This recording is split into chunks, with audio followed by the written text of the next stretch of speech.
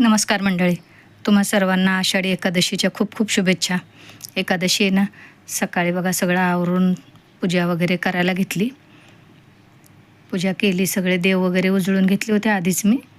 इथं बघा हे देव उजळलेत, पण ना वस्त्र जरा जुनी झालेली होती देवांची, तर मी नवीन वस्त्र आणलेली आहेत. म्हटलं ती आज बदलावीत, सणावाराचं जरा चांगलं वाटतं. तर हे बघा इथं दाखवते तुम्हाला, मी ही नवीन वस्त्र आणलेली होती गोपाळकृष्णाची.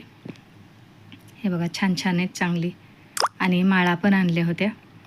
इथं आपल्या अंगणातलीच फुलं काढली आहेत मी. कृष्णकमळ रात्री काढून ठेवलं होतं, काल संध्याकाळी ते कोमेजलं जरा. तुळशीची पानं, बाकीची अनंताची फुलं वगैरे, शिवाय बाहेरून पण आणलेली होती फुलं. चला तर म्हटलं आता पूजा करून घेते. हे बघा हे नवीन वस्त्र वगैरे देवाला घातले मी, पूजा केली. स्वामींना त्यांना आवडणारं सोनचाफ्याचं फूल वाहिलं, पूजा करून घेतली. तुळशीपत्र वाहिलं विठ्ठल रुक्माईला. आपल्याला पंढरपूरला नाही जाता आलं तरी चालेल, पण आपलं घर संसार हेच पंढरपूर म्हणून आपण मनोभावे पूजा करावी. तशी मी पण आपली घरात साधीसुधी पूजा केली. हे बघा रांगोळी काय अंगणात काढता येत नाही, म्हणून मग आपली फुलांची साधी देवापुढं रांगोळी काढली. देवाला दूध पाणी ठेवलं, फराळाचं करायचं आहे. चला तर मग तुम्हाला आजचा व्हिडिओ कसा वाटला कमेंट करून सांगा. व्हिडिओला लाईक शेअर सबस्क्राईब करा.